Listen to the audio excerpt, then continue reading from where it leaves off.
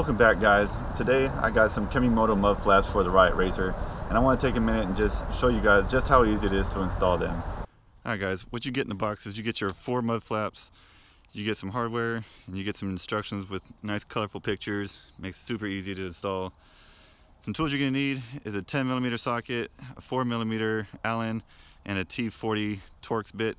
You will need either 2 ratchets or a wrench, because you will have to secure a nut, as well as a flathead and a Phillips head screwdriver.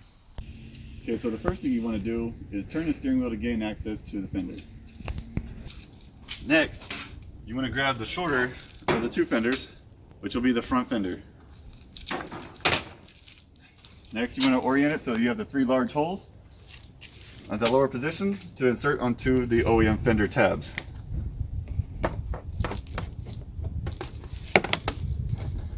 Now you may need something to help persuade it under the tab.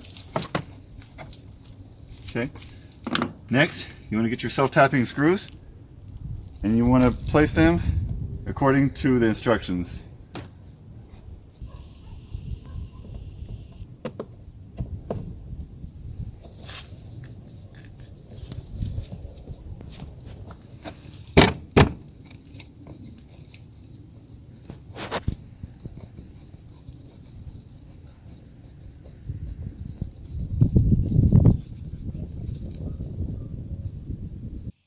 Done, it should look something like this.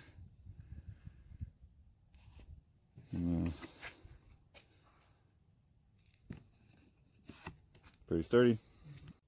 Okay, now for the rear mud flap, you're going to remove this bolt right here, which is the T40 Torx, and you're going to get your L bracket, and you're going to put the U-nut on it with the nut side facing to the front of the vehicle.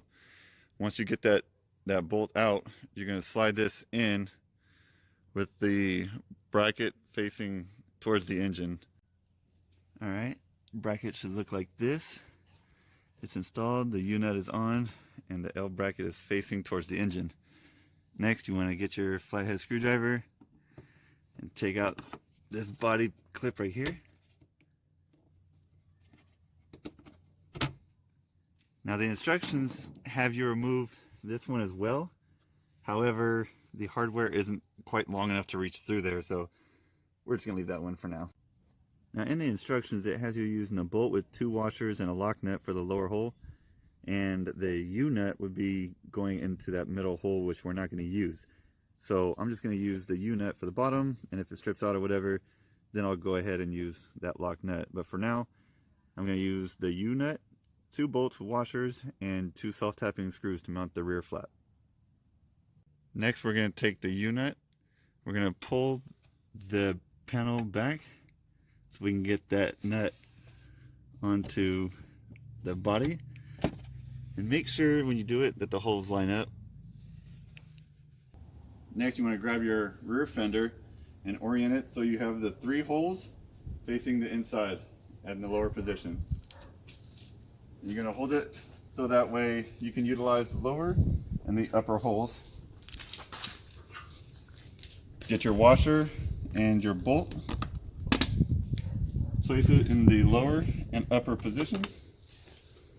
You're going to insert it into the hole with the U-nut and your brackets U-nut.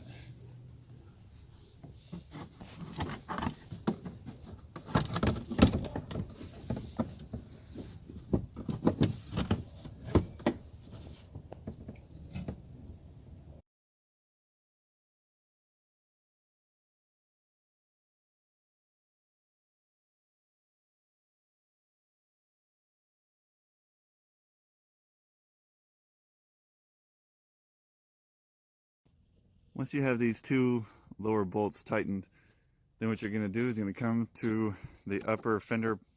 You're going to lift up on it, and you're going to stick this back corner under that.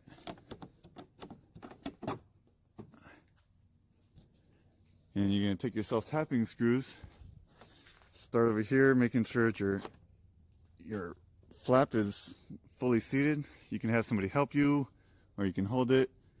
And you're going to drive a self-tapping screw in this flat portion, and the second one's going to go in this lower flat portion. Just be careful with this back one, because there's not a whole lot of meat. There's enough.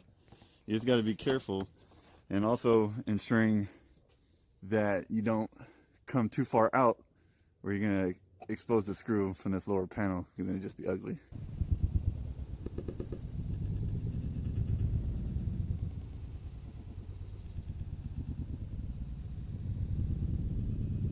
Okay, so for this rear bolt, you can see I went a little bit more inboard, so that way I didn't come through that lower panel.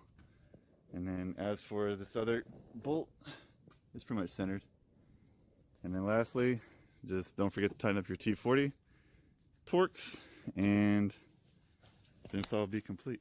Now, one thing, again, we didn't use that middle hole, so if you wanted to, you can remove that body clip, get some longer hardware, and use the washers and nut from the kit, and it'll help suck that together a little better. And I probably will do that later, but just didn't have the hardware at this time. So there we are with the Kemimoto mud flaps. Well guys, that wraps it up for the Kemimoto mud flap install. Hopefully next time we don't see too much mud inside the cab now that we have the flaps and the Kemimoto lower doors installed. I'll leave a link in the description below for the flaps and the doors. And let me know what you think about the install. Go ahead and hit subscribe and like, and I'll see you guys next time.